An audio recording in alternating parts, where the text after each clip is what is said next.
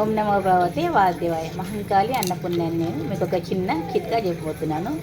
మనము ఇలా లేత సొరకాయలు కట్ చేస్తాం కదా, కట్ చేసినప్పుడు అయితే నేనైతే ఇందులో వేయను కర్రీస్లకి, ఇది తీసేస్తాను అనమాట. అయితే తీసి ఏం చేయాలంటే దీన్ని మొత్తం తీసివేయాలి.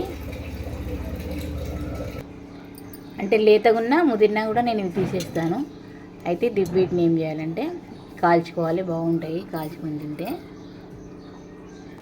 నేనైతే ఇట్లా గింజలు ముదిరినవి ఉంటాయి కదా, అప్పుడు చిన్నగా ఉన్నప్పుడు చీపురులతో కూర్చి అది కాల్చుకొని తినేవాళ్ళము. అప్పుడు అట్లా తింటుంటిమి. అయితే నేను ఇది కూడా ట్రై చేశాను, ఇది కూడా బాగా అనిపించింది.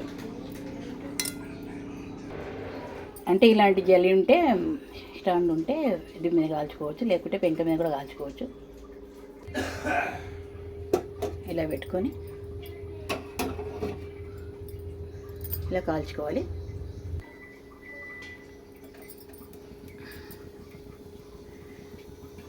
ఇట్లా ఈ పట్టుకరతో ఇట్లా మలిపేసుకోవచ్చు, కాలిన కొద్ది తీసేసుకోవచ్చు.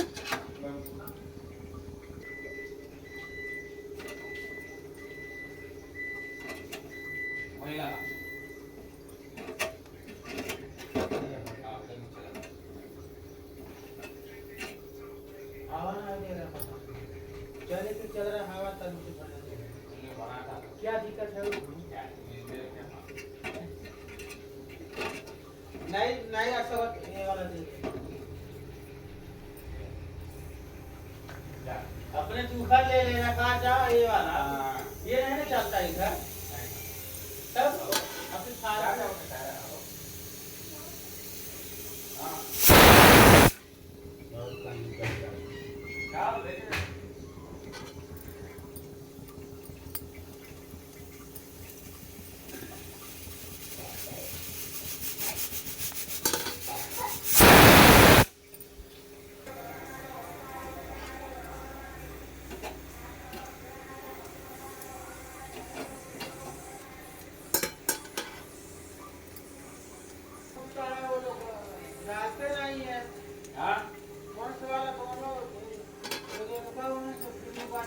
ఇలా కాల్చుకోవాలి.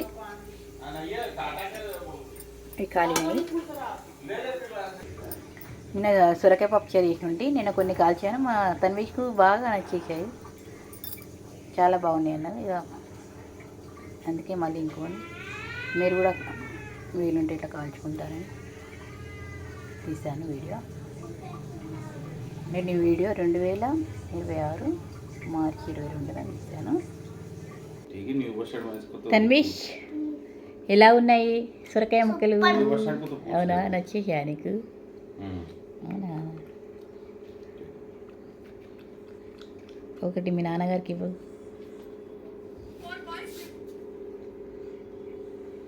ఓకే, వాళ్ళకి ఇలా చూపెట్టాం కదా, వాళ్ళే చేసుకొని తింటారు. నువ్వు ఇస్తే వాళ్ళకి తీసుకోనికి రాదు కదా తన్వీష్, ఫోన్లో ఉండరు కదా వాళ్ళు, వీడియో చూసుకుంటారు, వాళ్ళు కూడా చేసుకుంటారు. మనకు నచ్చింది కాబట్టి వాళ్ళు కూడా చేసుకోవాలని మనం చూపెడుతున్నాం అనమాట.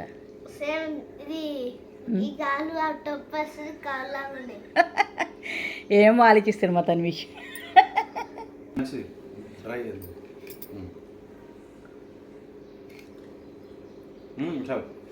నువ్వు తినేసి తినేసాను.